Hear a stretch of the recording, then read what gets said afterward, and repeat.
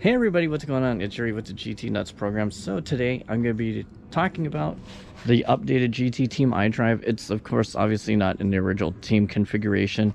I've done a few things that are different. One of the biggest ones is I'm running disc brakes. I converted this bike. If you remember from my previous bike check video, I was running XTR brakes on here.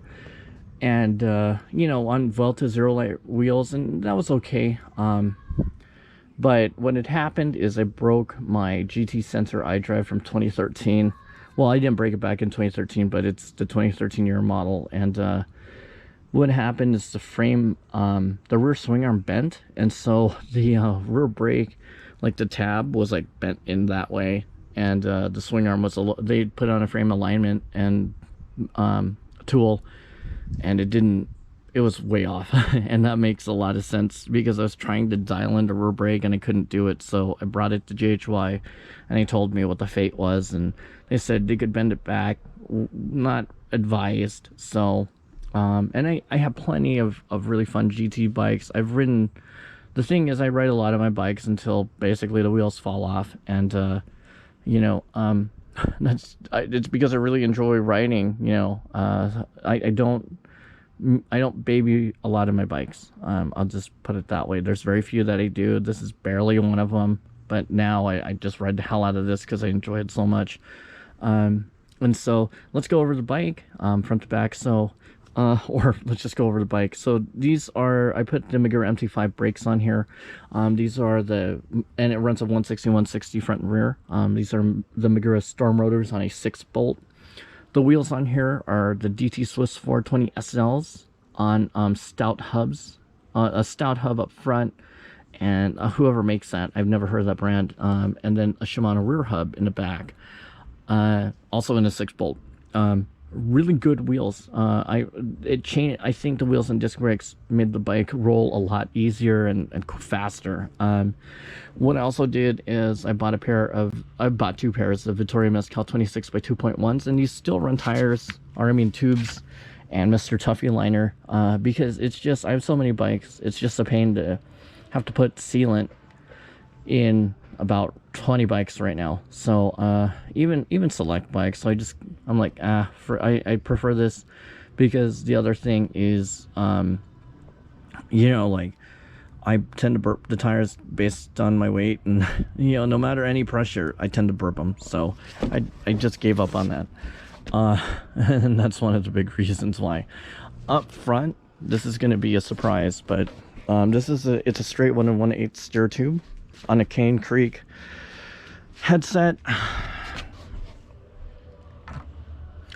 It's a 29'er fork. I took the old fork from the GT Sensor and I threw it on here. It is still it's a mullet fork, I guess, but not the wheels at all. So it's still a 26-inch wheel up front. So the reason, I did that is I was just curious. I'm just simply curious, like, what it would do to this bike. Like, how would the bike handle?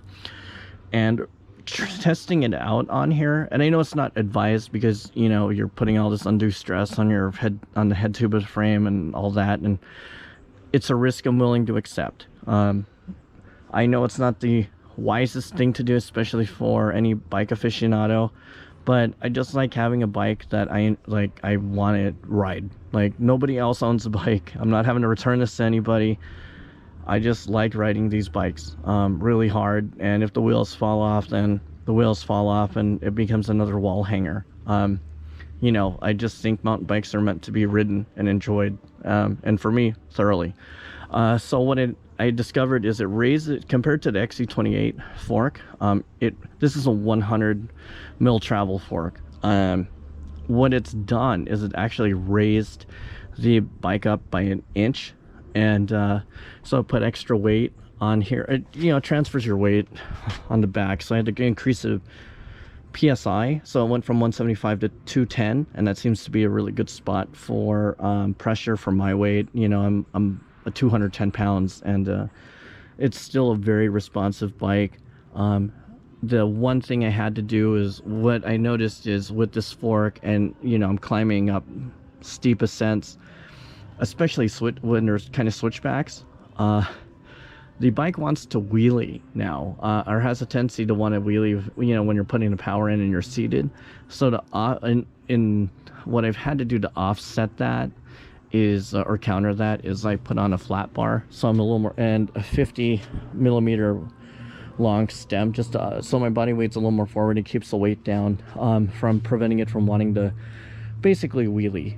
It's still really, it wants to do a little bit, but not as much. You know, it's just a little bit of a learning curve to get the performance down. But overall, the fork and the current setup, I really enjoy a lot. Like, actually probably like 10 times more than the previous. It's just such a fun, enjoyable bike, like definitely confidence inspiring bike. Handles like a trail bike, even though I know it was originally a cross-country racer. Here I'm running the Race Face Half Nelson grips. These are my favorite grips because sometimes I don't wear gloves, and these are really good grips. They're really thin, but they hold up real nice. You know, I've had these actually for a few years. They're barely showing some wear. You know, like winter, summer, raining, dry, these feel the same. They're just tacky. One of my favorite gloves, or they're actually my favorite grips ever. These are the Magura MT5 2-finger levers. So let's see if I can, or one finger, well, whatever. It's hard to hold the camera into it, but you know, I have pretty small hands, and yeah. And then my caps are made by Custom Caps. Old Man Jump Club. I just, you know, I have so many standardized parts that I just move them from bike to bike, and it's usually, you know, not an issue. Here I'm running the Wolf Tooth lever. The Wolf Tooth lever, you can get this for about roughly about 60, they say 69 in some change, but really it's $70 lever. I've had PNW, or I run PNWs on some bikes, Paul's dropper triggers on some bikes, and they're all equally great. The one thing that is impressive about this one is, let me just move around. If this part fails here, let's say you get in a crash, hit something, this is designed to break off during a big impact, so you destroy the whole mechanism, and you can get this piece for I think it's still $5. The nice part about it is you can tell here, you can run a cable head or the end of it. It's compatible on both. So regardless of what mechanical dropper you're running, you should be able to accommodate it. And it's you know, it's not padded like the PNW one, but it's still comfortable. Not a lot of effort to adjust it. There's barrel adjust here, so you can dial in your dropper if it's sensitive. This is a KSE10 31.6. Somebody corrected me on the previous bike check video, and said it's not a 30.9. I was getting away with a 30.9 dropper post, but the correct one is a 31.6. This is the KSE10. What I don't like about them, and I'm going to replace this with a PNW dropper post, is this mechanism, when it's wet and raining, water gets in here and all this crud, and then it'll stay in here, and then your cable, even if it's zinc or rust protected, at some point it will start rusting out. Like it's just terrible, and then you have to replace your housing and your cable.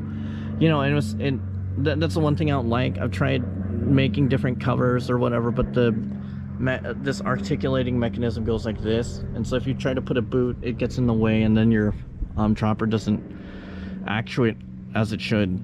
So with the PNW one, they have this little box, and that's where the housing attaches to. And the nice part is, then as it's because it's not attached here, you know, you don't have this long cable like moving up and down all over the frame. That's why it's zip tied here.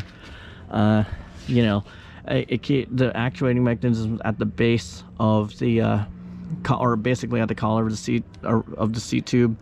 It just makes it convenient, and because they have the little protective box, it keeps a lot of elements out too, rain, mud, things like that. Obviously it's not fully waterproof, but it just keeps a lot of crap out, and you don't have to deal with it. It makes maintenance a lot easier. With the PNW in the Pacific Northwest, I'm at least replacing the cable on here maybe 2 to 5 times, depending on how muddy the trails are.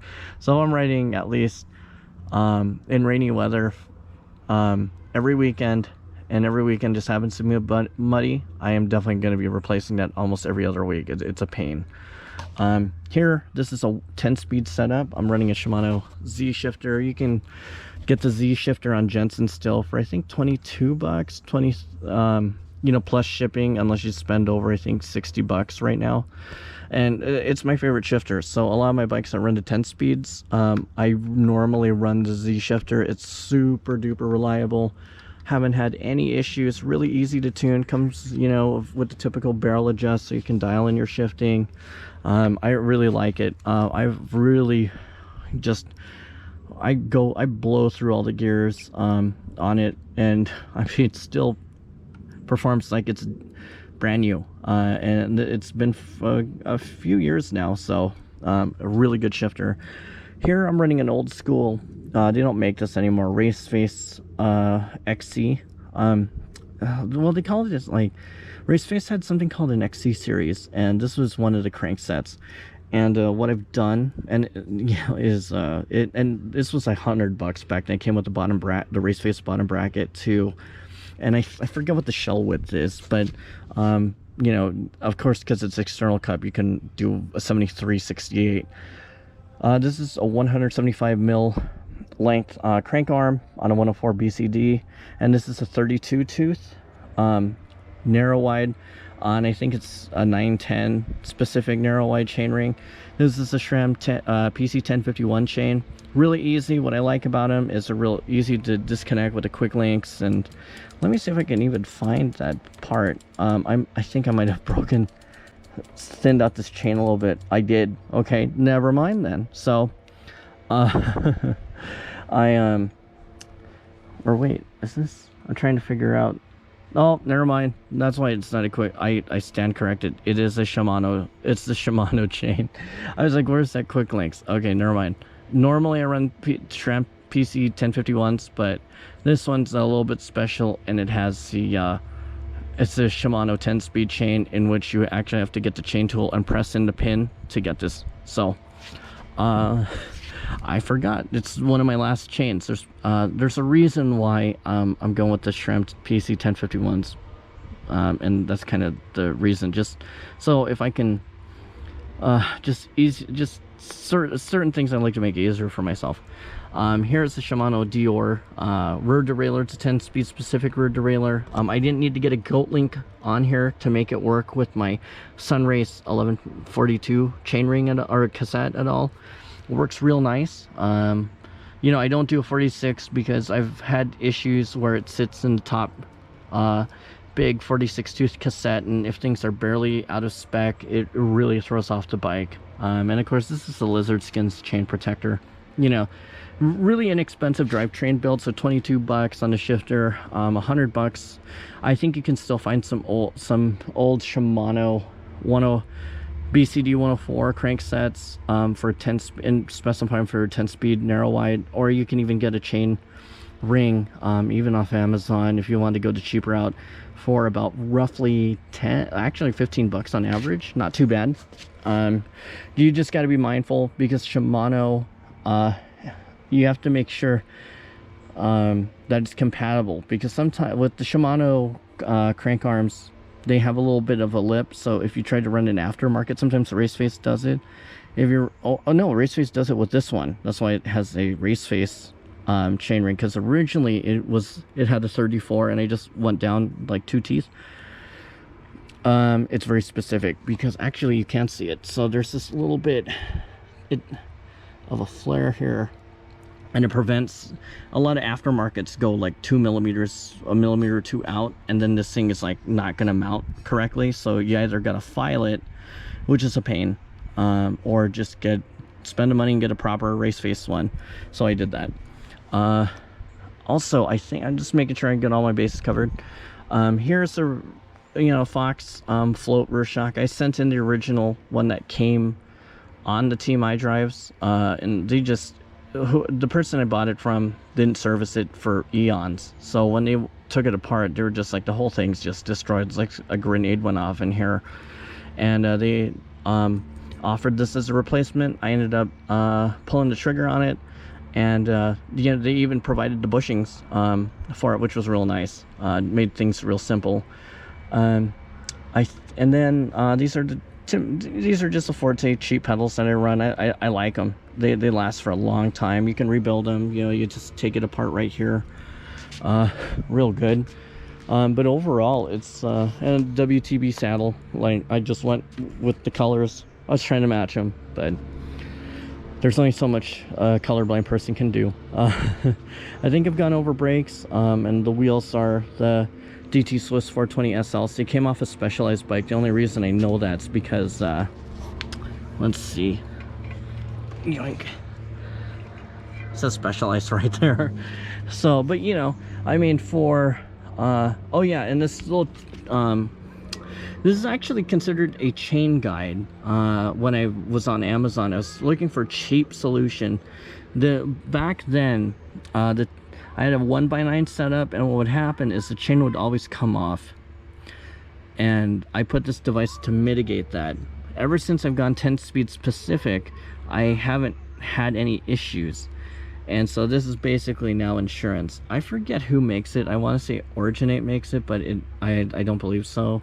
But it was like a $10 piece, and I think you can find these floating around in eBay as like a chain stay or a chain guide, and it'll come up. It's actually installed backwards because in the forward position, for some reason, this articulating arm gets in the way of this, how this is designed, so it'll hit it. And that's why it's like this, and it still does the job. So that is it for my GT Team iDrive bike check. If you have any questions, feel free to ask. It's a pretty cool build. I'm really happy about it. It performs real nice now, like a quality bike. Also, I took off the brake bosses on here because, you know, I'm running disc obviously, and I just routed a zip tie through here just to secure the cable, and you kind of sort of have to do it because it can be a little bit of a rat's nest. So overall, fun bike. I'm gonna do, hopefully I'll get around to doing a shredded edit, and just an on-ride review to demonstrate how good this bike rides, even though you can't really sense how good it rides, but hopefully some visuals will help. But if you have any questions, and that's what prompted me to do this video, a lot of people on the GT mountain bike owners Facebook forum were interested in how I did my bike. They want specifics, and so I did this video exclusively for them, and also an update for anybody else that's been following me and loves the GT iDrive bikes. Feel free to ask me anything related to this bike or GT bike related, and I'll totally do my best to get back to you. If you follow the comments, you'll know that I usually reply. So, you know, I try to pay attention to my subscribers. It's not like, here, join my Patreon and I'll ignore you. Even if in the weirdest chance that my channel got big, I would never ask people to donate money. Like, I got a full-time job. I'm doing this for fun. My production obviously isn't like the greatest, like Seth Bike Hacks or anything. You know, I don't commit all my time. I just get the info out there. So if you have any questions, of course, or just something kind, constructive, whatever, you know, don't hate because I got a 29'er fork. I know it's ridiculous, but I'm telling you, I've been enjoying it, and you know, don't worry, you don't have to ride the bike. I'm riding it. So all my dumb ideas and fun ideas, that's all on me. All right, thanks for watching. Feel free to comment, you know, and I'll get back to you if you do. All right, thanks. Bye.